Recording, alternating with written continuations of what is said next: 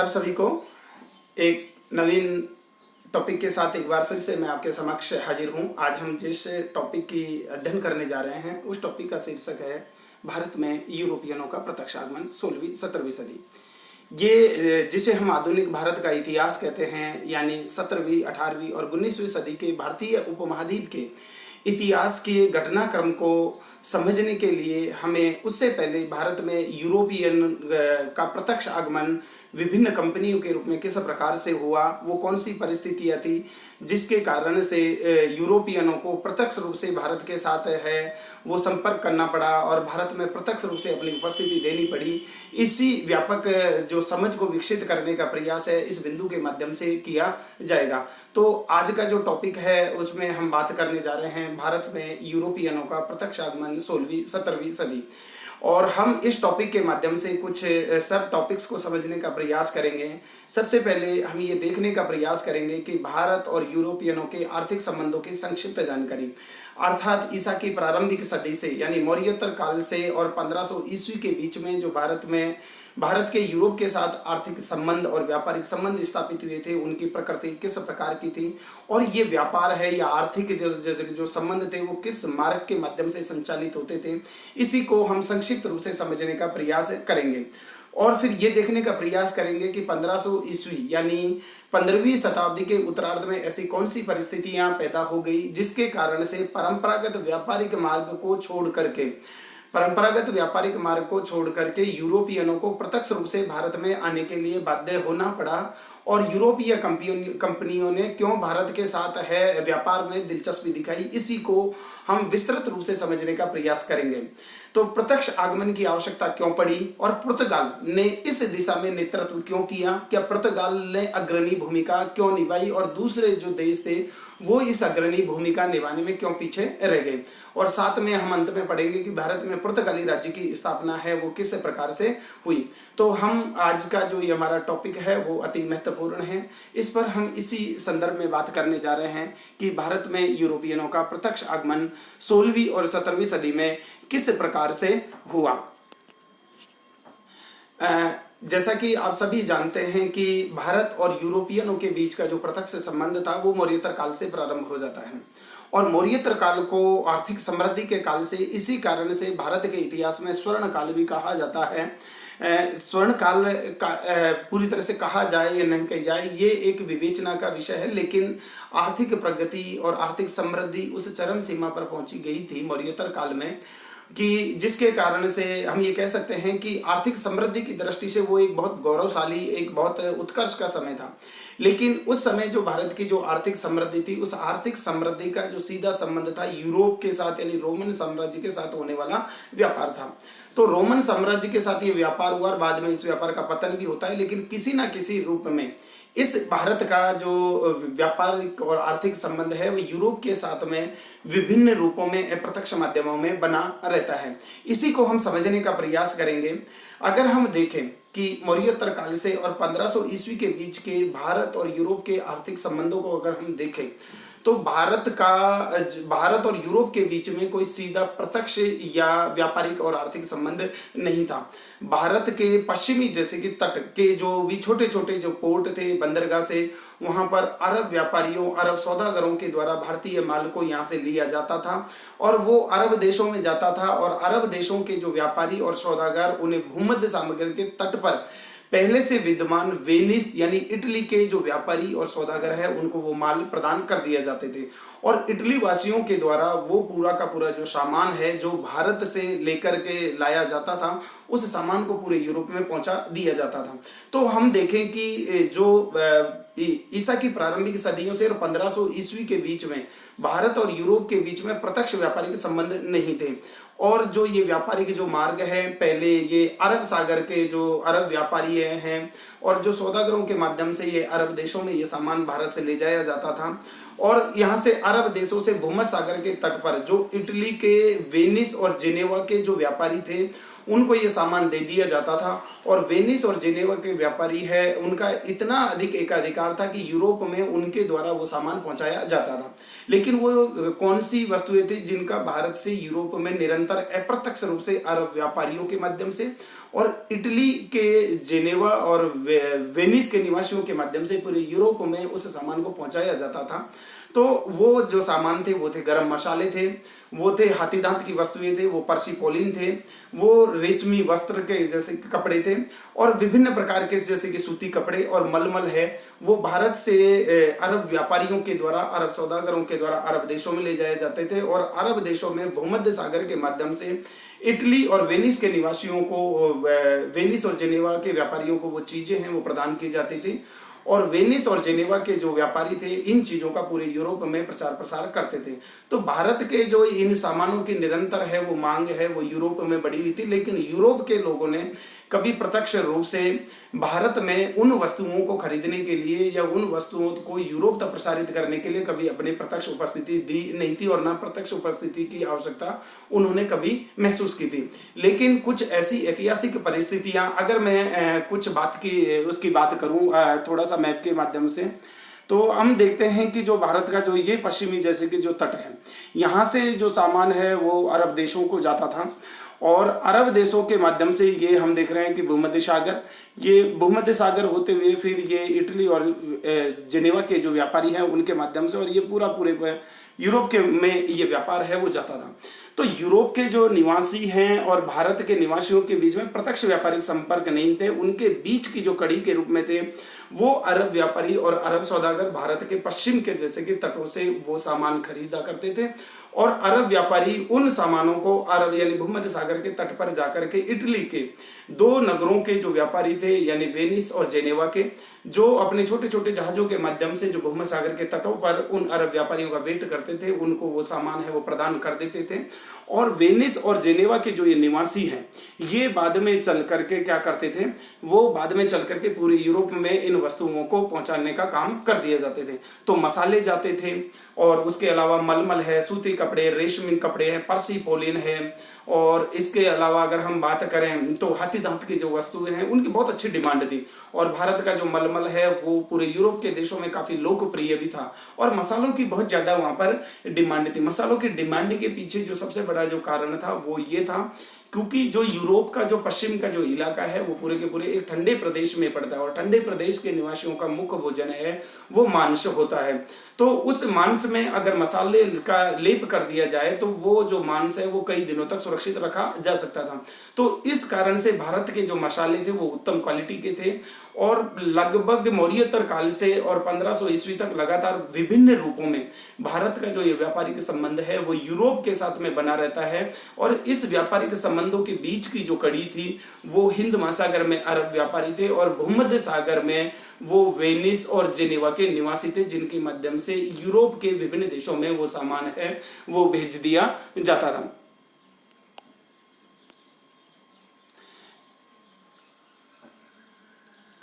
ये वो पूरा का पूरा जो डायग्राम है जिसकी मैंने आपसे बात है वो की है। इसके अलावा अब हम ये समझने का प्रयास है वो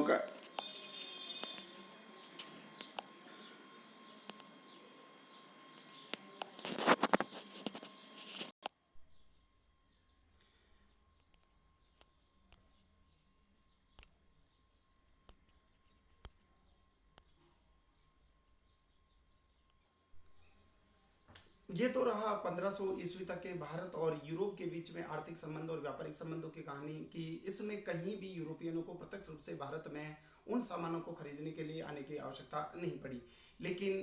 15वीं शताब्दी के उत्तरार्ध में, 15वीं शताब्दी के यानी हम कहीं 1450 ईस्वी के बाद में घटनाक्रम कुछ इस तेज गति से बदलता है कि उन यूरोपियनों को जो भारत में अब तक अप्रत्यक्ष रूप से व्यापार में सहभागी थे, भारत की वस्तुओं का वो उपभोग करते थे, वो भारत की वस्तुओं के उपयोग करने के इतने अधिक आदी हो गए थे कि उनको जब वो वस्तुओं के उपलब्धता में जब उनके अवरोध पैदा गया या वस्तुओं को उनकी उपलब्धता नहीं होने लगी, तो वो ये किन प्रकार है वो भारत के माध्यम से उन वस्तुओं को उपयोग करना चाहते थे। और इसके लिए कुछ ऐसी परिस्थितियां हुई जिन्होंने यूरोपियनों को प्रत्यक्ष रूप से भारत में आने की जो आवश्यकता है और जरूरत है उसको पैदा की है। अगर हम कुछ कारणों की बात करें कि वो कौन से प्रत्यक्ष कारण थे जिसके कारण से भारत और यूरोप के बीच का जो परंपरागत व्यापार का मार्ग है वो अवरुद्ध हो गया, और यूरोपियनों को विभिन्न व्यापारिक कंपनियों के रूप में प्रत्यक्ष रूप से भारत में अपनी उपस्थिति है वो देनी पड़ी, अपनी दस्तक है वो देनी पड़ी। तो अगर हम विश्व इतिहास की बात करें तो हम जानते हैं कि 1453 ईस्वी में कुस्तुनतुनिया पर, जो कि पूर्वी रोमन साम्राज्य की राजधानी थी, और उस कुस्तुनतुनिया पर 1453 ईस्वी पर तुर्कों का यानी उस्मानिया सल्तनत के तुर्कों का अधिकार है वो हो जाता है।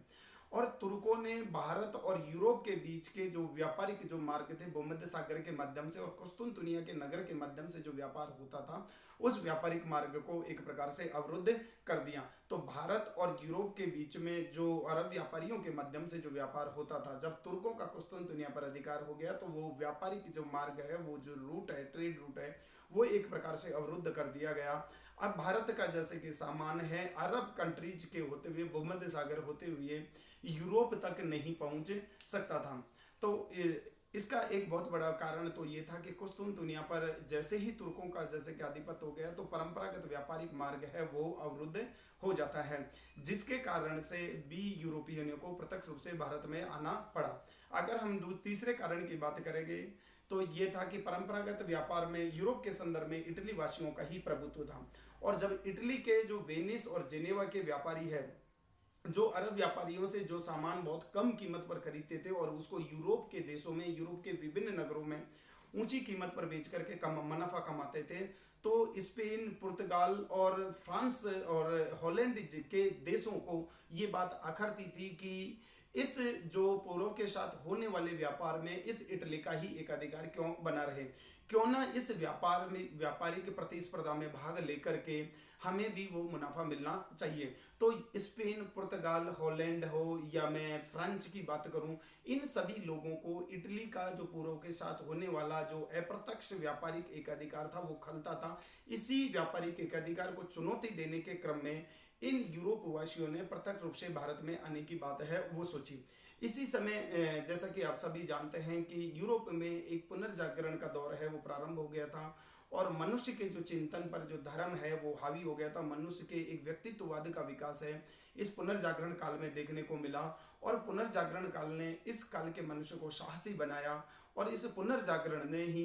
नए नए सामुद्रिक मार्गों की खोज के लिए एक अभियान है वो प्रारंभ किया। नए नए सामुद्रिक मार्गों की खोज के लिए पहल की गई ताकि दुनिया के विभिन्न देशों के विभिन्न जैसे कि स्थलों के समुद्र के द्वारा पहुंचने के मार्गों की तलाश की जा सके। तो इस दिशा में जो प्रयास किया, सबसे पहले जो पहल की वो थी स्पेन और पुर्तगाल के द्वारा नए नए सामुद्रिक मार्गों की खोज के लिए पहल की गई। स्पेन और पुर्तगाल की जो तत्कालिक जो सरकार थी, उन्होंने अपने साहसी नाविकों को, साहसी अन्वेषणकर्ताओं को इनाम और पुरस्कार के रूप में बहुत सारी राशि दी और उनको इस बात के लिए प्रेरित किया कि दुनिया के विभिन्न देशों में एक सामुद्रिक मार्ग के माध्यम से पहुंचने का रास्ता है वो तलाश किया जाए, ताकि पूर्व के साथ भी कोई ना कोई एक सी रूट है उसका पता लगाया जाए जिसके माध्यम से पूर्व के साथ हमारा सीधा व्यापार हो सके और हम भी जो इटली वासी जो व्यापारिक मुनाफा कमा रहे थे उस व्यापारिक मुनाफे में अपनी हिस्सेदारी कर सकें। इसके अलावा एक और महत्वपूर्ण कारण है कि पुनर्जागरण कालीन जो ज्ञान में अभिवृद्धि हुई, मनुष्य में एक नए प्रकार के चिंतन प्रणाली का विकास हुआ। उसके कारण से क्या हुआ कि जहाज़ों के निर्माण में और सामुद्रिक ज्ञान में एक प्रकार की वृद्धि हो गई और अब सामुद्रिक यात्राएं करना है वो बहुत आसान हो गया था। तो इन सभी कारणों को अगर दृष्टिगत रखा जाए कि कुस्तुनतुनिया पर तुर्कों का अधिकार और परंपरागत व्यापारिक मार्ग का अवरुद्ध होना, इटली वासियों का बढ़ता हुआ पूर्व के साथ व्यापारिक एक अधिकार और इससे स्पेन, पुर्तगाल, फ्रेंच और जैसे कि हॉलैंड के जो देश है उनको एक प्रकार से उनको ये चुभन महसूस होती थी कि इटली वासियों का इस व्यापारिक एक अधिकार में प्रभुत्व क्यों है और हमें भी इस व्यापारिक एक अधिकार में व्यापार की प्रतिस्पर्धा में शामिल होना है, पूर्व के साथ है वे व्यापार करना है, इसके लिए हमें नए सामुद्रिक मार्ग और तलाश करने होंगे। पुनर्जागरण है उसने भौगोलिक खोजों को और सामुद्रिक यात्राओं के एक नए दौर को प्रारंभ किया और स्पेन और पुर्तगाल के जो शासक थे वो भी बड़े नवोन्मेषी थे और उन्होंने सामुद्रिक यात्राओं का है वो आयोजन किया। साथ ही इस समय सामुद्रिक ज्ञान में के क्षेत्र में भी काफी वृद्धि हो जाती है, जिसने समुद्रों के माध्यम से, महासागरों के माध्यम से सामुद्रिक यात्राओं के आयोजन है उसको संभव बनाया, उसको उन्होंने साकार बनाया। तो अगर हम थोड़ा सा मैं पीछे जाकर के बात करूं तो इस दिशा में जो सबसे पहले जो प्रयास किया गया वो अभियान वैसे तो 1487 ईस्वी में बार्थोलोमियो जो डियाज है वो जब यूरोप से चला तो वो अटलांटिक महासागर और अफ्रीका के पश्चिमी तट का चक्कर लगाता हुआ उत्तम आशा अंतरिम तक पहुंच गया। लेकिन उत्तम आशा अंतरिम से वो आगे नहीं जा सका और उनको अपनी यात्रा का समापन है वो वहीं पर करना पड़ा। इसके बाद में 1492 के करीब है वो स्पेन में कोलंबस है वो उनको जो खोजने का उन्होंने अपनी सामुद्रिक यात्रा है वो प्रारंभ की। उनका जो उद्देश्य है वो भारत तक के समुद्री मार्ग का पता लगाना था। तो स्पेन के जो कोलंबस है, अगर मैं इसकी बात करूं तो स्पेन का जो कोलंबस है वो यहाँ से चलता है। स्पेन का कोलंबस है वो अपनी यात्रा है वो यहाँ से प्रारंभ करता है और अपनी यात्रा प्रारंभ करने का उसका उद्देश्य है कि भारत तक के लिए एक नए सामुद्रिक मार्ग का पता लगा लिया जाए ताकि भारत तक सीधी पहुंच के माध्यम भारत से व्यापार किया जा सके। लेकिन नियति को कुछ और ही मंजूर था और जो स्पेन का जो कोलंबस है उसको इंडिया पहुंचना था, क्योंकि उस समय पूर्व के साथ जो देश थे उनको क्या कहा जाता था, उनको इंडीज के नाम से संबोधित किया जाता था। तो स्पेन का कोलंबस है वो 1494 ईस्वी में 1492 के करीब अपनी यात्रा प्रारंभ करता है और वो भारत तो नहीं पहुंचता और वो पहुंच जाता है अमेरिका। वो अमेरिका पहुंच जाता है और अमेरिका में जब वो अटलांटिक के उस तट के पार जाता है तो उसको अमेरिका के महाद्वीप है वो दिखाई देते हैं और अति उत्साह में वो इंडीज इंडीज कह करके पुकारने लग जाता है। और जो ये पूरा का पूरा जो एरिया है जिसको कोलंबस ने सबसे पहले देखा 1494 ईस्वी से, कोलंबस को खोज इंडिया की करनी थी, इंडिया की खोज हो चुकी थी लेकिन उस अटलांटिक के तट से होते हुए भारत तक पहुंचने का एक समुद्री मार्ग का पता लगाना था जिसके माध्यम व्यापारिक गतिविधि है उसको आसानी से किया जा सके। लेकिन कोलंबस है वो अटलांटिक के पार दूसरे तट पर पहुंच गया और वो जाकर के पहुंच गया अफ्रीका महाद्वीप के तटवर्ती क्षेत्रों में और उन्होंने अति उत्साह में उस क्षेत्र को नाम दे दिया इंडीज। लेकिन बाद में इंडीज का जब नाम दिया तो उस समय लोगों को यही लगा कि यही इंडिया है, तो कोलंबस ने जिस क्षेत्र को खोजा उसका नाम उन्होंने इंडीज दिया। बाद में 1498 ईस्वी में जो पुर्तगाल के कोलंबस है, पुर्तगाल के जो वास्को डी गामा है वो भी एक नए सामुद्रिक मार्ग की खोज करने के लिए प्रारंभ होते हैं, क्योंकि बार्थोलोमियो डियाज है वो उत्तम आशा अंतरिम तक पहुंच पाए थे और भारत तक वो पहुंच नहीं पाए थे, सामुद्रिक मार्गों का पता लगाने के लिए भारत तक नहीं पहुंच पाए थे। तो इसी जो चीज़ है इसी प्रक्रिया को जो प्रारंभ है,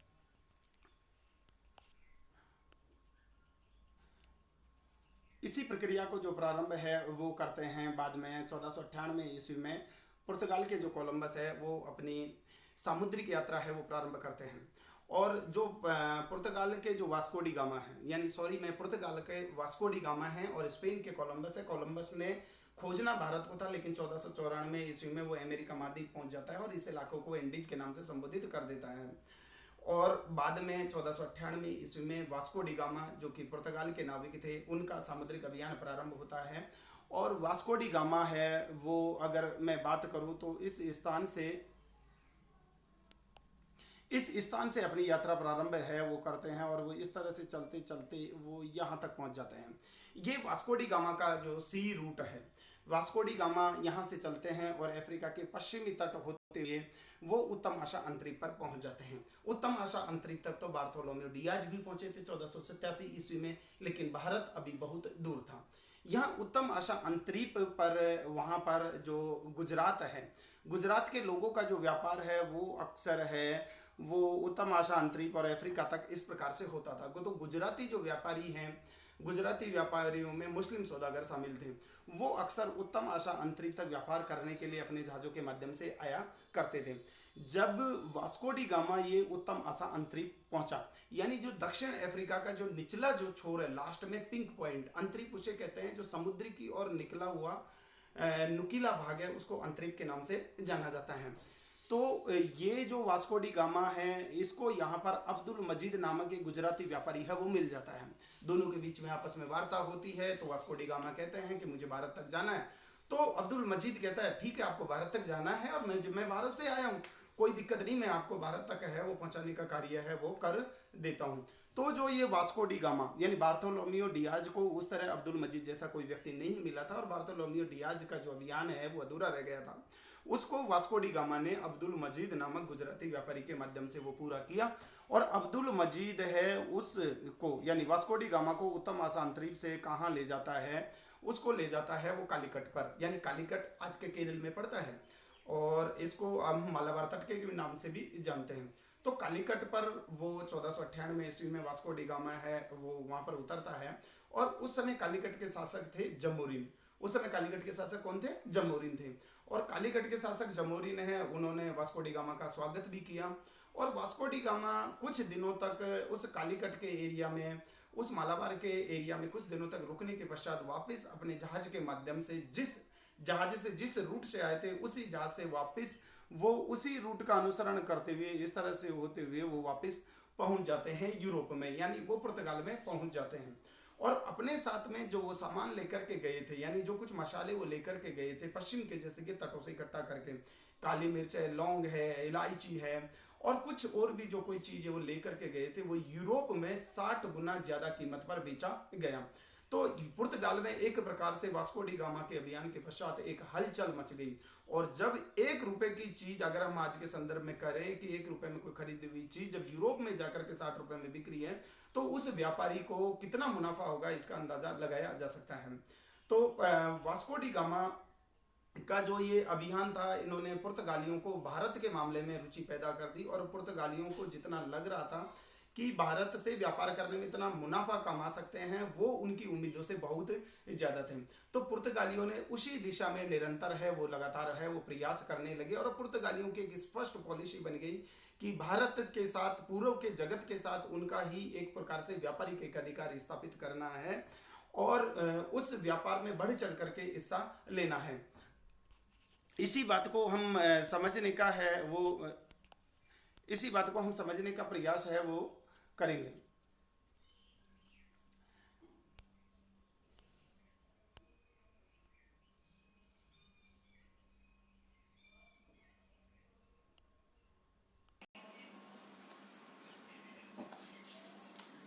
तो हमने देखा कि वास्को डी गामा 1498 उत्तम आसान द्वीप के होते हुए अब्दुल मजीद के सारे कालीकट पर पहुंचता है। और कालीकट के से बाद में कुछ दिनों तक रुकने के पश्चात में कुछ सामान लेके जाता है और 60 गुना ज्यादा कीमत पर यूरोप में बेचा जाता है। पुर्तगालियों ने इसके बाद में भारत के निरंतर लगातार सामुद्रिक मार्गों के माध्यम से उन्होंने दौरे किए और वो किसी भी हालात पर भारत के साथ होने वाले इस मुनाफे, बहुत ज़्यादा मुनाफा देने वाले जैसे कि व्यापार है, उसको गंवाना नहीं चाहते थे। तो 1500 ईस्वी में पेड्रो एल्बियर्स के ब्राल के साथ कुछ जहाज भेजे गए और यहाँ पर पेड्रो ने आकर के एक अनुभव किया और एक भविष्य के लिए रणनीति बनाई। क्योंकि उस समय कालीकट, कोचिन और त्रावणकोर के जो शासक थे वो आपस में प्रतिस्पर्धा में उलझे हुए थे, आपसे संघर्षों में उलझे हुए थे। तो पेड्रो एल्बियर्स केब्रल ने अपने जो अनुभव है जब वो पुर्तगाल जाकर के उन्होंने साझा किए, तो उन्होंने ये बात सामने रखी कि कालीकट के मालाबार तट के शासकों के आपसी अंतर विरोध का फायदा उठा करके हम उस क्षेत्र में अपना व्यापारिक एक अधिकार स्थापित कर सकते हैं और अपने व्यापारिक केंद्र उनकी स्थापना कर सकते हैं। तो 1503 में जब इस प्रकार की ये चीजें की गई तो 1502 में वास्को डी गामा है पुनः 2 जहाजों के साथ भारत आते हैं और वो यहाँ की यथा स्थिति का अवलोकन करते हैं, फिर कुछ व्यापारिक वस्तुएं यहाँ से ले जाते हैं और भारी मुनाफे में उसको यूरोप के बाजारों में जाकर के बेच देते हैं। अब यूरोप के जो पुर्तगाल है उसमें एक स्पष्ट मानसिकता है वो विकसित हो गई थी कि भारत के साथ जो व्यापार है वो विकसित करना है और मालाबार तट के जो शासक हैं, कालीकट, कोचीन और त्रावणकोर के जो शासक है उसकी आपसी लड़ाई झगड़े का फायदा है वो हमें उठाना है और उसके लिए हमें वहाँ पर एक अपना कोई केंद्र है, अपना एक सेंटर बनाना पड़ेगा और उस सेंटर के माध्यम से हमें अरब व्यापारियों को सबसे पहले इस हिंद महासागर के साथ होने वाले व्यापार है उसे पृथक करना पड़ेगा और हिंद महासागर के साथ होने वाले व्यापार को अपने पक्ष में करना पड़ेगा। इसी उद्देश्यों के साथ अलबुर्कक को भारत भेजा गया पुर्तगालियों ने 1503 ईस्वी में। तो अलबुर्कक वो पहला पुर्तगाली जो अधिकारी था जिसने कोचीन में 1503 ईस्वी में पुर्तगाल के एक व्यापारिक केंद्र की स्थापना की। उस समय व्यापारिक केंद्र को फैक्ट्री के नाम से जाना जाता था। तो भारत में पुर्तगाली शक्ति की वास्तविक नींव है वो अलबुर्कक के द्वारा रखी गई। अलबुर्कक के समय में कुछ बातों को लेकर के पुर्तगाल ने एक भारत के संदर्भ में एक स्पष्ट नीति है उसका निर्माण किया। अगर मैं यहाँ पर कुछ बातें और ऐड करना चाहूँगा कि अगर एग्जाम के हिसाब से ये पूछा जाए कि भारत में आने वाले प्रथम यूरोपीय कौन थे, तो भारत में आने वाले प्रथम यूरोपीय थे पुर्तगाली। मजेदार बात यह है कि भारत में आने वाले प्रथम यूरोपीय भी पुर्तगाली थे और भारत से अंतिम तौर पर जाने वाले यूरोपीय भी पुर्तगाली थे, क्योंकि 1503 ईस्वी में कोचीन में जब उन्होंने पहली फैक्ट्री की स्थापना की और गोवा को अपना केंद्र बनाया, तो 1961 में भारत में गोवा की पुर्तगालियों से मुक्ति के साथ ही भारत पूरी तरह से क्षेत्रीय प्रभु संपन्नता का दावा है वो कर सका। तो 1961 में ही पुर्तगालियों का भारत से है वो पलायन होता है। तो अगर ये पूछा जाए कि भारत में सबसे पहले आने वाले यूरोपियन कौन थे, तो पुर्तगाली थे, और सबसे अंत में जाने वाले यूरोपियन भी पुर्तगाली थे। एक और बात जो एग्जाम के हिसाब से है वो ये है कि भारत में पुर्तगालियों ने सबसे पहले अपनी जो फैक्ट्री है, अपना केंद्र है, वो कहाँ स्थापित किया, तो 1503 ईस्वी में कोचीन में। भारत में पुर्तगाली शक्ति की स्थापना का वास्तविक श्रेय किसको दिया जाता है? उसका वास्तविक श्रेय दिया जाता है अल बुरकक को। अल बुरकक को ये उसका वास्तविक श्रेय दिया जाता है। तो अल बुरकक ने एक पूरी ड्राफ्ट के रूप में, एक योजना के रूप में पुर्तगाल के शासक के सामने एक ड्राफ्ट पेश किया कि अगर भारत में पुर्तगाल की जैसे कि व्यापारिक एक अधिकार को सुरक्षित रखना है, अगर उसके व्यापारिक एक अधिकार को सुरक्षित रखना है, तो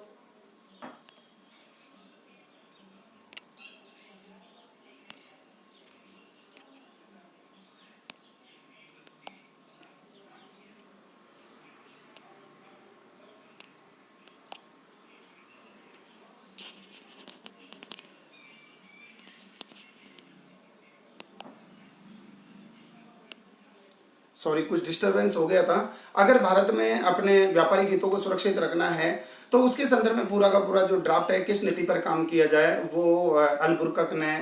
पुर्तगाली शासक के समक्ष है वो पेश किया। और उसमें कुछ तय नीतियां हैं वो तय की गई कि भारत में पुर्तगाली जो हितों को देखने के लिए गवर्नर की नियुक्ति की जाए, जो पुर्तगाली जैसे कि केंद्र है उनकी देखरेख करें, और एक सशक्त सामुद्रिक अभियान चलाया जाए, और नौसेना के माध्यम से आक्रामक रणनीति अपनाई जाए, और इस आक्रामक रणनीति के माध्यम से कि पूर्व के साथ होने वाले व्यापार पर और मसालों के व्यापार पर सिर्फ पुर्तगालियों का ही एक अधिकार रहे और दूसरा कोई वो व्यापार है वो नहीं कर पाए, और यूरोप के साथ जो कुछ भी व्यापार हो वो पुर्तगालियों के माध्यम से हो, वो उनकी कुछ स्पष्ट रणनीति है वो तय हो गई। स्पष्ट रणनीति के साथ सबसे पहले एक पुर्तगाली गवर्नर की नियुक्ति की बात की गई, मसालों के व्यापार पर एक अधिकार की बात की गई, अरब व्यापारियों को और भारतीय व्यापारी है जो हिंद महासागर के माध्यम से अफ्रीका के तट तक और अरब देशों के साथ जो व्यापार करते थे उस व्यापार से उनको पूरी तरह से बेदखल करने की बात की गई, और अगर बेदखल भी नहीं किया जाए तो उनसे भारी भरकम शुल्क है वो पुर्तगालियों के द्वारा लेने की बात की गई। तो इसके लिए पुर्तगालियों ने भारत में जो सके सामुद्रिक नौशक्ति को हिंद महासागर में तेज गति से बढ़ाया और उन्होंने एक आक्रामक सामुद्रिक अभियान है उसको प्रारंभ किया।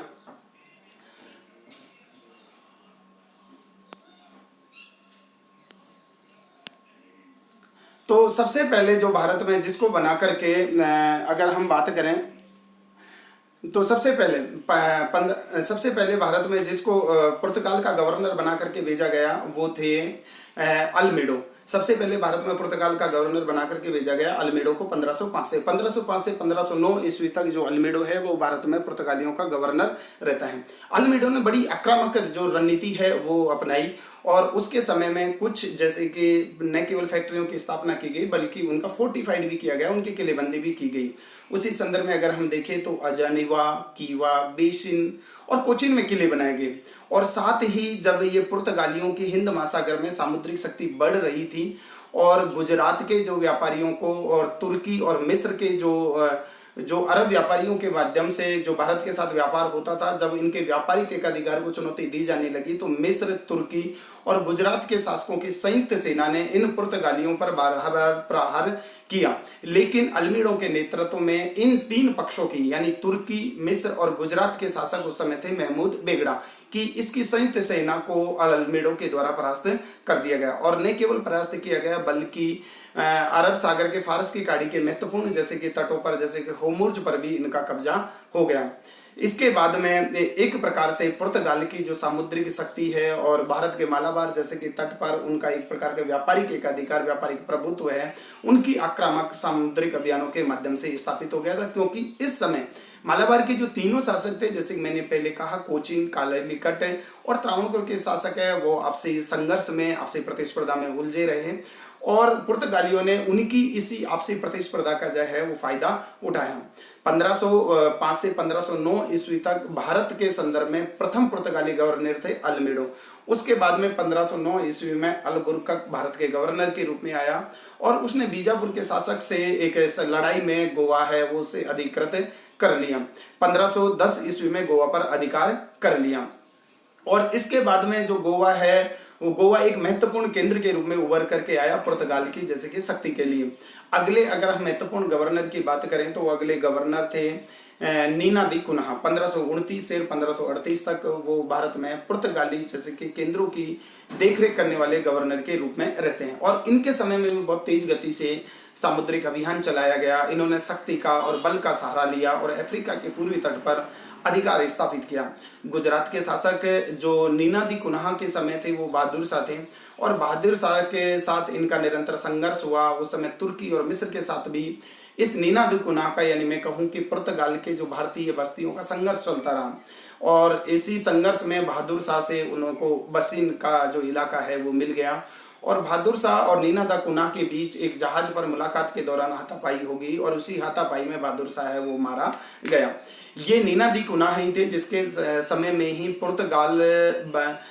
पुर्तगालियों का हेड क्वार्टर गोवा 1530 ईस्वी में बना और इसके बाद से इन पुर्तगालियों ने गोवा को ही अपना जैसे कि जो पॉलिटिकल गतिविधियों का, राजनीतिक गतिविधियों का केंद्र है वो बना लिया और इस गोवा पर एक प्रकार से उन्होंने अपना एक उपनिवेश बना लिया और इस उपनिवेश से भारत को मुक्ति है 1961 में मिली, दिसंबर 1961 में, जब गोवा को पुर्तगालियों से आजाद करवाया गया।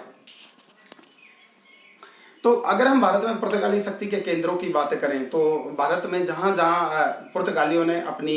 फैक्ट्रियाँ स्थापित की, व्यापारिक केंद्र स्थापित किए, वो कुछ केंद्र हैं वो निम्नलिखित हैं, जैसे कालीकट है, कोचीन है, गोवा, दमन, दीव, मुंबई, सूरत, भशीन, चोल, सेंट टॉम, चिटगांव और हुगली। ये भारत में पुर्तगाली शक्ति के वो केंद्र थे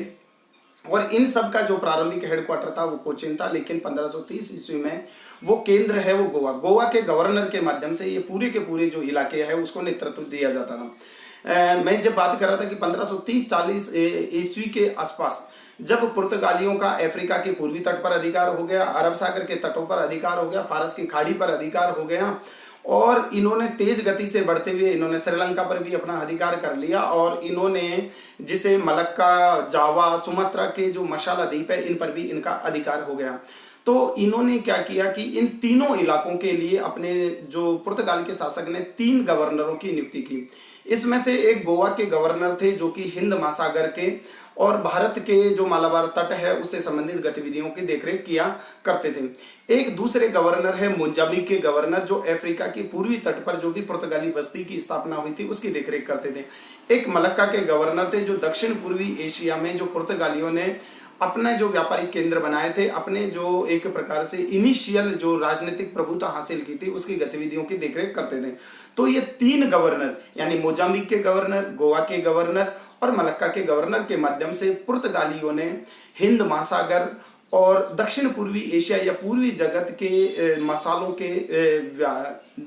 मसालों का जो व्यापारिक एकाधिकार है उस पर एक प्रकार से 16वीं सदी में पूरी तरह से पुर्तगालियों का दबदबा रहा, क्योंकि इस इलाके में स्पेन का जो दबदबा है, स्पेन वो उन्होंने अफ्रीका महाद्वीप में ज़्यादा रुचि दिखाई और पुर्तगालियों का दक्षिण पूर्वी एशिया के देशों के साथ या मैं कहूँ कि पूर्व के देशों के साथ 16वीं सदी में पूरी तरह जो प्रभुत्व रहता है वो रहता है पुर्तगालियों का। बाद में पुर्तगालियों के इस जो व्यापारिक एकाधिकार को चुनौती मिलती है डचों के द्वारा और डचों ने तेज गति से इन पुर्तगालियों के खिलाफ अभियान चलाया और उन्होंने उनसे श्रीलंका भी जीत लिया 1622 के करीब और बाद में इन डचों ने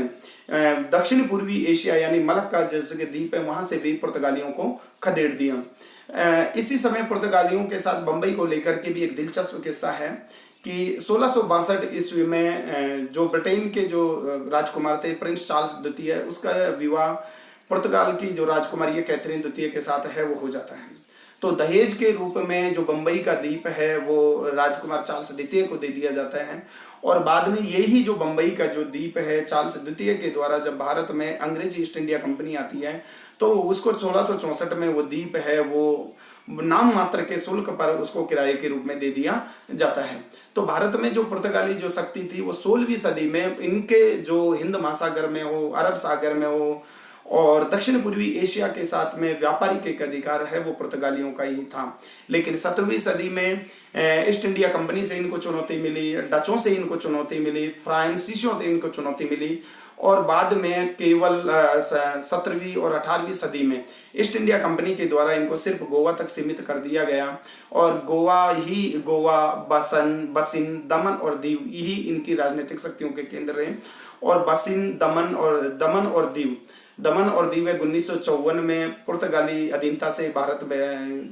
से आज़ाद हुए और 1961 में जाकर के गोवा है वो पुर्तगाली वो अधीनता से मुक्त हो पाया और भारत का वो अंग बना। तो भारत में पुर्तगाल की जो शक्ति का तेज गति से उत्थान हुआ उसी तेज गति से पतन हुआ। लेकिन तेज गति से उत्थान हुआ, तेज गति से पतन हुआ, इसके कुछ कारण रहे होंगे और उन कारणों ने कुछ ऐसी परिस्थितियां पैदा की गई होगी कि जो ईस्ट इंडिया कंपनी है वो भी भारत में उनसे केवल 100 साल बाद आई थी। 1947 तक उन्होंने ईस्ट इंडिया कंपनी और भारत में बाद में अंग्रेजों का एक लंबा शासन है वो स्थापित हुआ। लेकिन पुर्तगालियों को उस तरह से भारतीय जनता का सहयोग और समर्थन नहीं मिला। इसके लिए उनकी कुछ नीतियां हैं वो जिम्मेदार रही होगी। तो हम उन्हीं को एक संक्षिप्त में समझने का प्रयास करते हैं कि भारत में पुर्तगाली शक्ति को उतना बढ़िया रेस्पॉन्स नहीं मिला कि 17वीं और 18वीं सदी में एक तरह से वो भारत में नाम मात्र की शक्ति बन करके रह गए थे। उसके क्या कारण थे? अगर हम पुर्तगाली शक्ति के नकारात्मक पक्षों की अगर हम बात करें तो पुर्तगाली शक्ति के नकारात्मक जो पक्ष थे, इन्होंने क्योंकि पुर्तगाल का जो शासक थे वो एक तरह से कैथोलिक धर्म में है उनमें उनके गहरी आस्था थी और उन्होंने ईसाइयत का पूरी दुनिया में प्रचार प्रसार करने को भी अपना एक राजनीति का एक अंग है वो बना लिया था। और भारत में जब पुर्तगाली बस्तियों की स्थापना हुई तो उन्होंने यहाँ पर भारत के लोगों का जबरन धर्म परिवर्तन कराने के लिए प्रयास जैसे कि किया और पादरियों को एक प्रकार से खुला हस्तक्षेप हो गया। उन्होंने लूटमार की नीति भी अपनाई और कॉटेज व्यवस्था में क्या था कि जो हिंद महासागर में जो अरब व्यापारी और भारतीय व्यापारी जो जहाज़ों के माध्यम से अफ्रीका के तटों तक वो व्यापार करते थे, उनको पुर्तगाल से इस व्यापार को करने के लिए पहले परमिट पत्र लेना पड़ता था और इस परमिट पत्र के लिए उनको भारी भरकम राशि है वो चुकानी पड़ती थी। तो कॉटेज व्यवस्था पुर्तगालियों के द्वारा अरब व्यापारियों और भारतीय व्यापारियों को हिंद महासागर में व्यापार करने की अनुमति देने वाला एक पत्र था जिसके लिए भारी शुल्क लिया जाता था। तो अरब व्यापारी भारतीय व्यापारी है और भारतीय जो शासक है वो पुर्तगालियों से हमेशा खफा रहते थे। इन्होंने आक्रामक सामुद्रिक नीतियां अपनाई और लड़ाई झगड़े में और आक्रामक नीतियों पर ज्यादा ध्यान दिया। उन्होंने मेल मिलाप और उस प्रकार से व्यापारिक जैसे कि संबंधों को इतनी वरीयता नहीं दी। पादरियों का बहुत ज्यादा हस्तक्षेप होकर पादरियों ने जबरन भारतीयों का धर्म परिवर्तन है वो करवाया और जबरन धर्म परिवर्तन के रूप में ही हम देख सकते हैं कि धर्माधिकरण न्यायालयों की स्थापना हुई जिन्हें इंक्विजिशन कहते हैं कि कोई भी अगर ईसाई धर्म का विरोध करता भारत में तो उसको जैसे कि उसको मौत के घाट है वो उतार दिया जाता। तो और इसके अलावा इनसे संबंधित पुर्तगालियों की जो पूरा का पूरा पुर्तगालियों का जो सामुद्रिक साम्राज्य है एस्टाडो द इंडिया के नाम से भी जाना जाता था। तो एस्टाडो द इंडिया भी एग्जाम में पूछा जा सकता है कि एस्टाडो द इंडिया का मतलब क्या है। पुर्तगालियों का हिंद महासागर में जो सामुद्रिक साम्राज्य था वो एस्टाडो द इंडिया के नाम से जाना जाता था। एक पूछा जा सकता है कि आपसे कार्टेज व्यवस्था का संबंध किससे, तो कार्टेज व्यवस्था का संबंध पुर्तगालियों से। कार्टेज व्यवस्था एक परमिट पत्र था जो पुर्तगालियों के द्वारा भारतीय व्यापारियों और अरब व्यापारियों को हिंद महासागर में व्यापार करने के लिए दी जाती थी। ऐसा नहीं है कि पुर्तगालियों ने सब कुछ पुर्तगालियों के द्वारा भारत को कोई योगदान नहीं दिया गया। पुर्तगाली जब आए तो उन्होंने शिक्षा के क्षेत्र में काफ़ी प्रचार प्रसार किया और जो भारत की जो गरीब आबादी थी उनके लिए मिशनरी के माध्यम से एजुकेशन के लिए प्रयास किया, जनहित के भी कुछ कार्य किए। लेकिन और इसी संदर्भ में अगर प्रथम प्रिंटिंग प्रेस की गोवा में जो स्थापना है इन्हीं पुर्तगालियों के द्वारा की गई, ये भारत के लिए बहुत बड़ी देन थी। इसके बाद से भारत में मुद्रित पुस्तकों का प्रचलन है वो तेजी से बढ़ने लगता है। इसके अलावा तंबाकू खेती का जो प्रचलन है वो भी पुर्तगालियों के द्वारा भारत में है वो किया गया। तो पुर्तगालियों के द्वारा जब भी हम बात करें कि एग्जाम में पूछा जाए कि भारत में प्रथम प्रिंटिंग प्रेस कहाँ स्थापित हुई, तो गोवा में। तंबाकू की खेती का प्रचलन कैसे किया गया, तो गोवा में। कई बार सिविल सर्विसेज की एग्जाम में और नेट की एग्जाम में कुछ ऐसे लाइनर के क्वेश्चन पूछे जाते हैं, निम्नलिखित में से कौन सा कथन सही नहीं है। तो तंबाकू की खेती को लेकर के भी कई बार क्वेश्चन दिया जाता है। वो कह देते हैं कि मोहम्मद जैसे के तुगलक के समय में तंबाकू पर कर लगा दिया गया, लेकिन वो कथन तो ऐसा तो हो गया क्योंकि तंबाकू की खेती का जो प्रचलन है वो पुर्तगालियों के आगमन के बाद ही हुआ है। और भारत में प्रिंटिंग प्रेस की स्थापना से संबंधित क्वेश्चन है वो भी एग्जाम में बराबर लगातार पूछे जाते हैं, वो रहे हैं। अब हमने जो पुर्तगालियों की किस प्रकार से भारत में उनका प्रत्यक्ष आगमन हुआ, यूरोपियनों को भारत में आने की क्या आवश्यकता पड़ी, इसकी एक संक्षिप्त और थोड़ी व्याख्यात्मक जानकारी है वो हमने प्राप्त करने की है, वो प्रयास की है। इसी से संबंधित अगले जो लेक्चर और अध्याय में हम यह देखेंगे कि किस प्रकार से डच ईस्ट इंडिया कंपनी ने पुर्तगालियों को दक्षिण पूर्वी एशिया और श्रीलंका से किस प्रकार से रिप्लेस किया, और बाद में English east India company, French east India company, Swedish और डेन जैसे कि कंपनियों का भारत में किस प्रकार से आगमन हुआ और उनकी व्यापारिक शक्ति के केंद्र है वो कौन कौन से बने, और इन यूरोपीय व्यापारिक कंपनियों की भारत के संदर्भ में जो प्रतिस्पर्धा है वो किस प्रकार से चली और इस प्रतिस्पर्धा में अंतिम रूप से कौन विजित हुआ, इसी को हम अगले अध्याय में देखने और अगले टॉपिक के माध्यम से हम समझने का प्रयास करेंगे। एक बार फिर से मैं पूरे टॉपिक में जो परीक्षा उपयोगी कुछ एग्जाम के जो क्वेश्चंस हैं वो एक बार फिर से आप सभी के लिए मैं बताना चाहूँगा कि जब भी बात करते हैं कि भारत में प्रथम यूरोपियन कौन आए, तो आपका उत्तर होना चाहिए पुर्तगाली, और सबसे अंत में कौन गए, पुर्तगाली। भारत में पुर्तगालियों ने पहली बस्ती कहाँ पर बसाई, 1503 ईस्वी में कोचीन में। इसके अलावा गोवा है उनका जो भारत में पुर्तगाली शक्ति का वास्तविक केंद्र था, गोवा। भारत में पुर्तगालियों का प्रथम गवर्नर कौन सा था, वो हमने पढ़ा कि वो अल्मेडो था। और इसके अलावा बीजापुर किससे छीना, गोवा से छीना गया। इसके अलावा बहादुर शाह है वो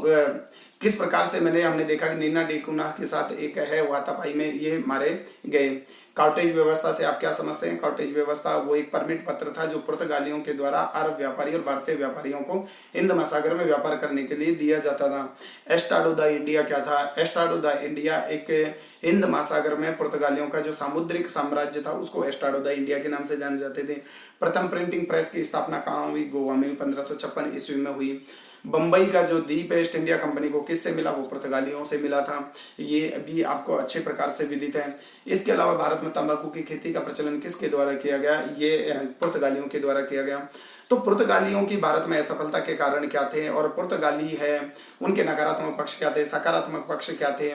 और किस प्रकार से सामुद्रिक यात्राओं का वो दौर है वो प्रारंभ हुआ, इन सब बातों को हमने गहराई से समझने का प्रयास किया है। अगले जैसे टॉपिक में फिर से हम यूरोपीय कंपनियों के भारत में आगमन को जैसे कि डच कंपनी के संदर्भ में, इंग्लिश ईस्ट इंडिया कंपनी के संदर्भ में, फ्रेंच कंपनी के संदर्भ में, स्वीडिश डेन कंपनी के संदर्भ में समझने का प्रयास करेंगे। तब तक के लिए आप सभी का बहुत बहुत धन्यवाद। नमस्कार।